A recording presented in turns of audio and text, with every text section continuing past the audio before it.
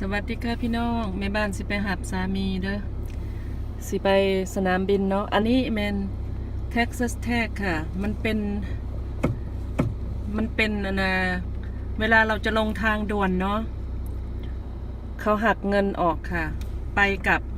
จากบ้านแม่บ้านขาไปกับขากลับประมาณ$9เนาะมันเวลาเราลงทางด่วนเราเร่ง80ได้ค่ะแต่เวลาเงินหมดเนาะเขาก็จะออกแต่บัตรเครดิตมาเติมใส่เองค่ะต้องมีอันนี้ถ้าไม่มีนี้เขาจะส่งค่าปรับไปทางไปรษณีย์มันเป็นเดือนถึงจะได้เนาะแล้วก็เสียแพงเพิ่มขึ้นนิดนึงถ้าไม่มีอันนี้เนาะเวลาเงินเรามันต่ำเขาก็เอาออกแต่บัตรเครดิตเนาะ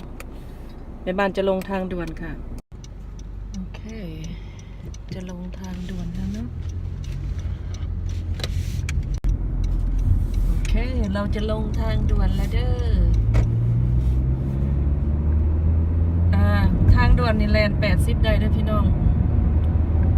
กำหนดเขา80ค่ะถ้าให้แลนซ่าบ่ต้องขึ้นมาเด้อค่ะเพราะว่ารถจะต่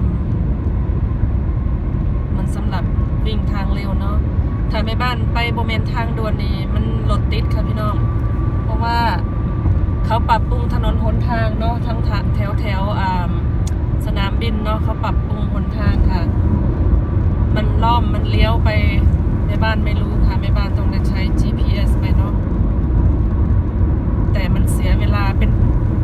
ถ้าไปทางเล็กเนาะเห็นไหมมันมีแนวกล้องส่องเนาะแสงมับมันถ่ายรูปทะเบียนรถแล้วเนาะมันก็หักเงินออกที่ป้ายที่แม่บ้านเอาให้เบิ่งเมื่อกี้นี้เนาะเขาเรียกว่า Texas Tech ค่ะอันนี้มันจะเป็นมันจะเป็นหลายจุดเลยค่ะเขาหักเงินออกคุณจะลงออกถนนตัวไหนเขาถึงหักเงินคุณออกเนาะอันนี้จะมีอีกแล้วช่วงหน้านี้เนาะแต่ละช่วงมันจะมีที่เขาอันนี้ทางด้านขวานี่มันเป็นแบบว่าคนจะออกมาเร่งทางด่วนเหมือนกันเนาะเขาจะหักเงินออกแล้วแต่exit ไหนคุณจะออกหรือคุณจะลงหรือคุณจะขึ้นเนาะเขาไล่เป็นเงินค่ะช่วงหลังๆเขาทำงานไม่ค่อยดีเนาะไม่ได้ลงทางด่วนก็ไปหักเงินออกหลายร้อยกว่า$ต้องโทรไปติเตือนเขาเองค่ะอันนี้เร่ง85แล้วเหมือนมันช้ามากเพราะว่ารถใหม่มันวิ่งดีเนาะอันนี้จะ2 ทุ่มแล้วเนาะ2 ทุ่ม 20 นาทีเนาะ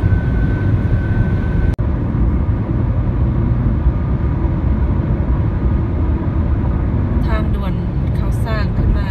หลายพี่น้องอันนี้เป็นทางด่วนนั่นแหละหัวสะพานนั่นเองเสียเงินเพิ่มด้วยค่ะบ่ได้แลนด์ฟรีถ้าบ่อยากถ้าบ่อยากไปติดที่ถนนเล็กๆที่มีรถติดมากเสียเวลาเสียน้ำมันเนาะต้องเร่งทางด่วนเสียเงินทั้งสองทางเล็กก็เสียทางด่วนยิ่งเสียค่ะถ้าไปทางเล็กเสียค่าน้ำมันเสียเวลาเป็นชั่วโมงกว่าๆจังถึงสนามบินเนาะแต่ถ้าแม่บ้านเร่งทางด่วนแค่24 นาที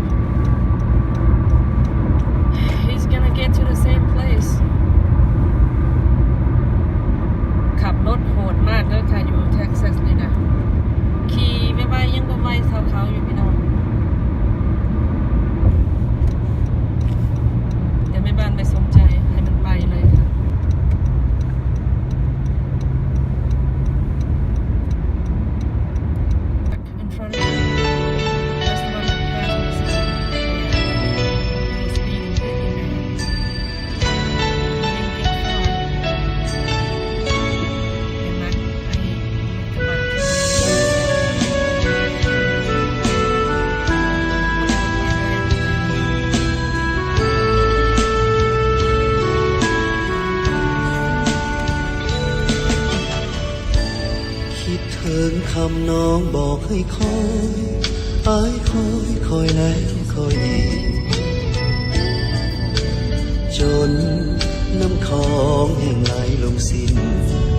แม้เงาบ่เห็นน้องมา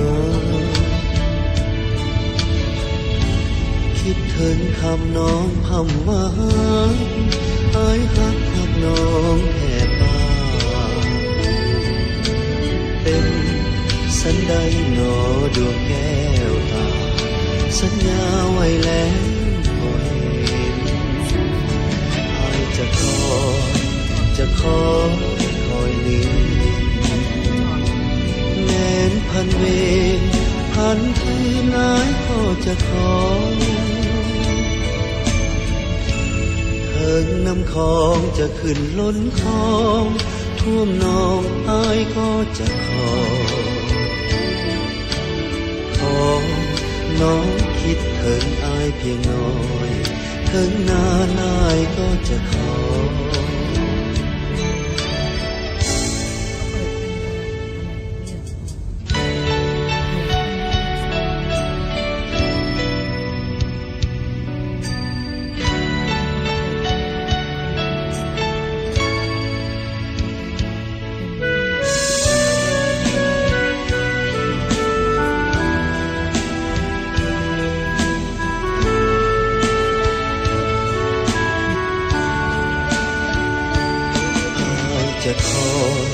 จะค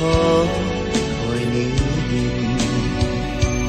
แม้นพันเวรพันคืนนายก็จะขอเถิงน้ำคลองจะขึ้นล้นคลองท่วมนองนายก็จะข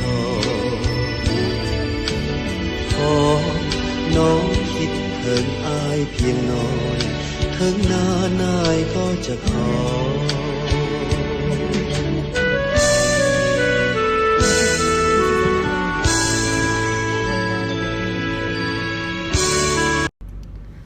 มาถึงสนามบินแล้วเนาะค่ะ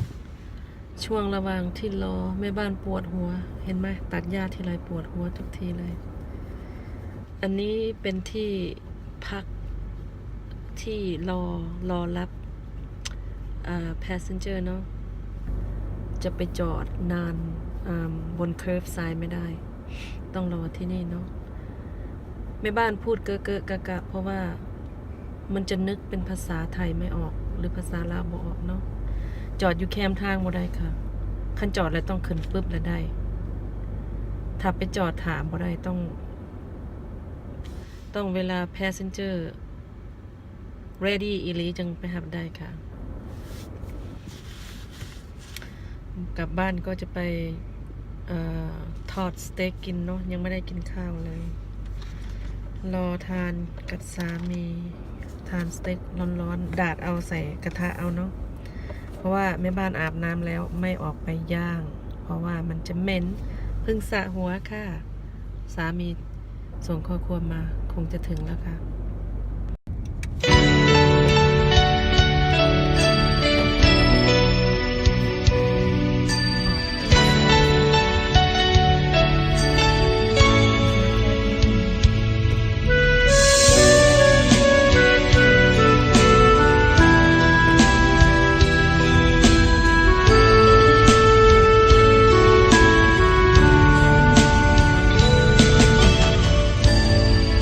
ถึงคำน้องบอกให้คอย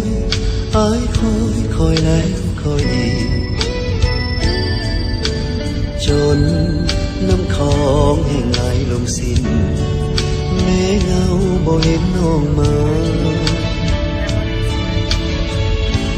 คิดถึงคำน้องพำว่าอ้ายฮักน้องแค่ปาก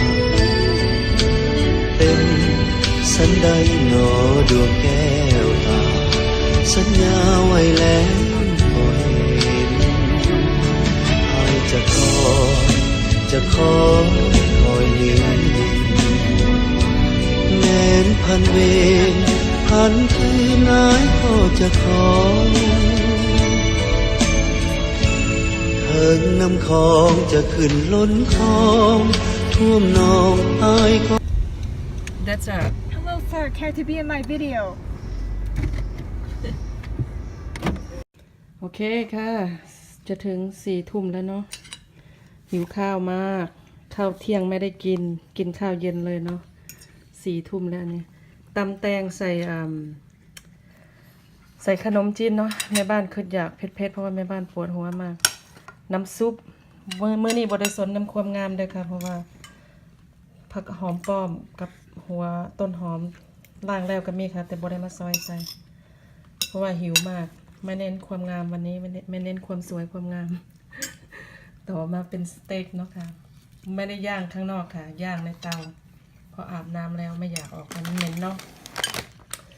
แคบหมูซื้อเอา เพราะว่าอันทำเองมันแข็งค่ะพี่น้องกลัวฟันหักผักก็เอามาเป็นกะละมังเลย วันนี้ไม่เน้นความสวยความงามเด้อค่ะเพิ่งมาจากสนามบินเนาะหิวข้าวโชคดีทุกคนค่ะในบ้านจะกินกันเด้อค่ะน้ำลายแตกบ๊ายบายจ้า